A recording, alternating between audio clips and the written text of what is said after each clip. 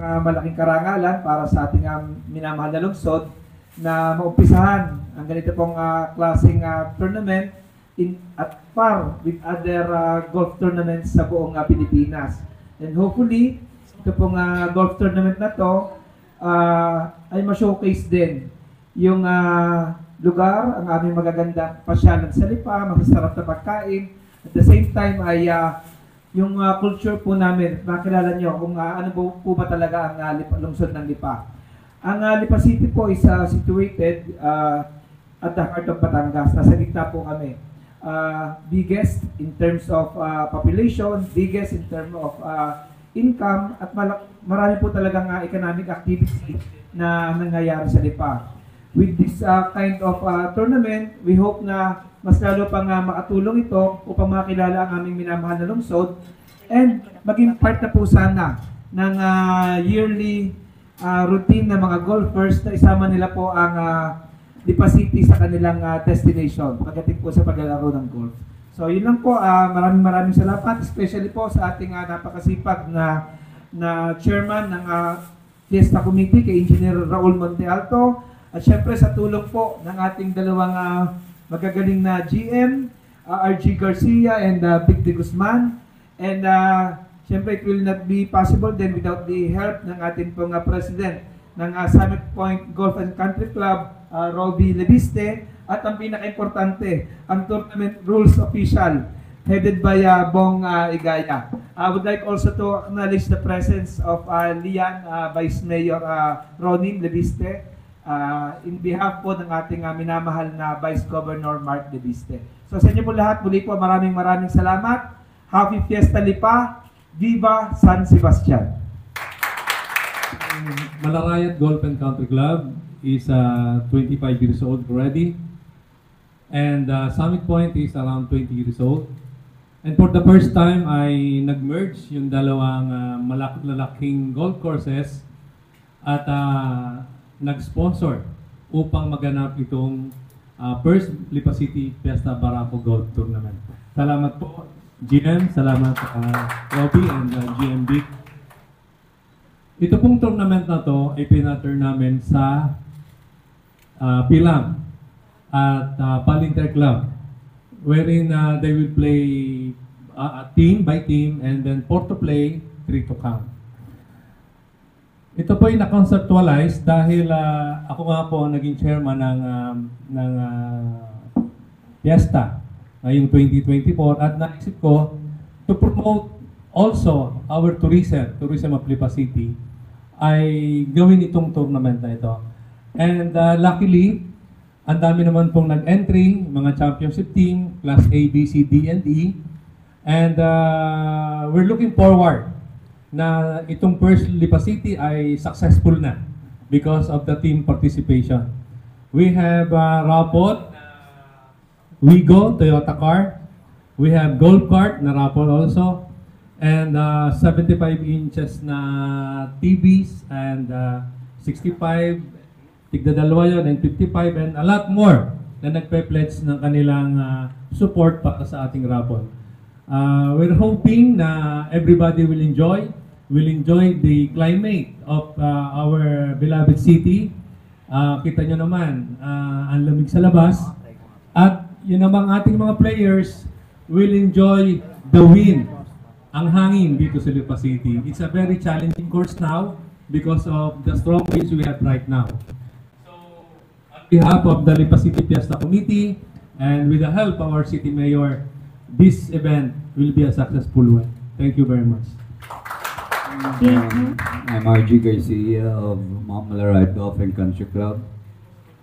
In behalf of the Board of Directors, I would like to thank the City of Lipa for making us a venue of the first Lipa City Fiesta Barako Cup with my counterpart on the other side, GM Vic De Guzman.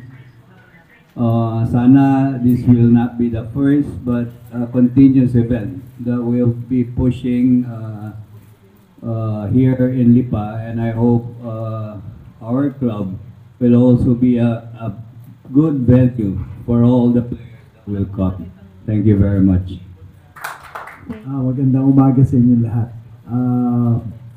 Hindi naman namin to magagawa kung hindi kami binigyan ng inspirasyon ng aming minamahal na mayor na siyang nagtulak sa amin para maghanap ng kung anumang paraan na maibahagi at ipakita sa buong golfing community kung ano ang lipa at sino kami ng mga lipenyo. Ngayon, gusto ko din magpasalamat.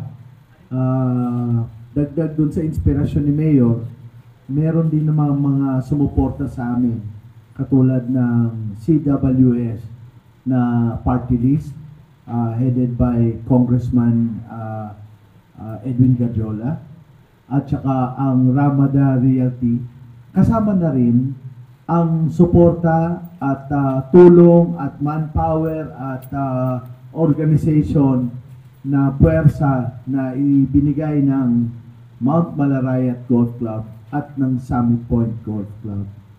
Alam nyo, bagamat nabanggit ng aming chairman na ito ay ipinattern sa mga malalaking tournament sa Pilipinas, na ginaganap sa Pilipinas, nabanggit niyang ilan, PhilAm, PAL, meron pang iba, yung Eagle Master at kung ano pa. Itong tournament na to ay unique in a sense na ito lang ang tournament sa naiisip ko, baka ako'y mali, pero korikin nyo na lang ako, na isinali namin ang mga babae. Ibig ko sabihin, hindi sila may separate na division kung hindi kasama talaga sila sa competition among the men. Ika nga medyo woke na kami ng konti. Wala ng gender separation. Kasama na. Either bumuo sila ng all-female team or mixed team ng mga lalaki. Ito'y isang unique na format na nadidinig namin ang clamor ng ibang sektor ng golfing community tulad ng mga kababaihan na kung saan bakit hindi sila napapasali doon sa mga big time na tournament. Hopefully, sa tulong ninyo, kami ay humilera din sa nababanggit na mga tournament na big time at masabi rin na ganun din kalaki ang aming tournament na merong pagsasali ng mga kababaihan.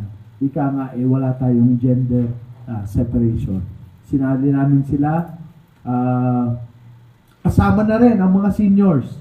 Kaya nga, makakakita kayo kung dahil inyong i-cover itong tournament na to, nakikita ninyo ang isang team na 4. Sa 4 na yon, baka ang isa'y napalo sa blue team, tapos may 2 silang kasama senior, napalo sa white, tapos ang babae napalo sa red. No? In competition with all other teams na maglalaban-laban. So, proud kami doon na ibahagi na kami ay katulad ng aming batang-bata at makisig na mayor, woke na rin kami. Kaya kami sinasali na rin namin ng mga kababaihan. Hindi lang ito exclusive sa mga machong barako. May mga barako din babae. Ayan. Salamat po. Napakaganda. Budiste and Golf Batangas. First, we'd like to welcome everyone to the province of Batangas and here at Summit Point Golf and Country Club. We started Golf Batangas during the pandemic as a way to help all golf courses. Alam naman natin na it was very difficult very difficult time for everyone, especially for many of the employees who were no work, no pay at that time. And we started Golf Batangas as a way to provide more assistance from the LGU or from the provincial government directed towards golfers, caddies, and everyone involved in the golf and country club operations, not only in Lipa City but around the province. And we're very grateful that under the leadership of Mayor Eric Africa and our Lipa City Fiesta head, Engineer Raul Monte Alto, that it's the first time that any city in the province of Batangas and maybe even around the Philippines will be conducting a Barako golf tournament or a golf tournament as a part of the celebration of the entire city. So this is definitely a breakthrough around the country, and it goes to show that golf continues to be a growing sport, not only here in Batangas, where we have 8 golf courses, 3 here in Lipa. So we have Summit Point, Mount Malarayat, and Fernando Air Base also, that we hope to all promote, not only through the initiatives of Mayor Eric Africa, but through the help of all LGUs. And we continue to welcome people from different parts of the Philippines and even around the world. As GM Vic was briefing us earlier, we even have participants who flew from different parts of the Philippines, from Mindanao, from the Visayas region, and even from countries like Australia to participate in our Barako Golf Tournament. And we look forward to working with everyone to make Batangas the top golf destination, not only in the Philippines, but hopefully even in Asia.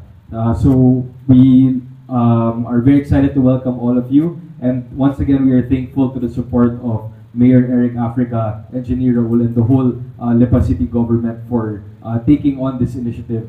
And we're excited because this is just not only the highlight of the Lipa City Fiesta. To all the guests coming into play, there are many activities lined up by Mayor Eric Africa and the whole Lipa City Fiesta Committee that all participants and visitors are welcome to participate in. So we look forward na sana madala ng mga participants yung members of their family, so that while they're playing golf, there are many other things to do and visit and see here in the beautiful city of Lipa. So thank you very much to everyone who came today. Thank you.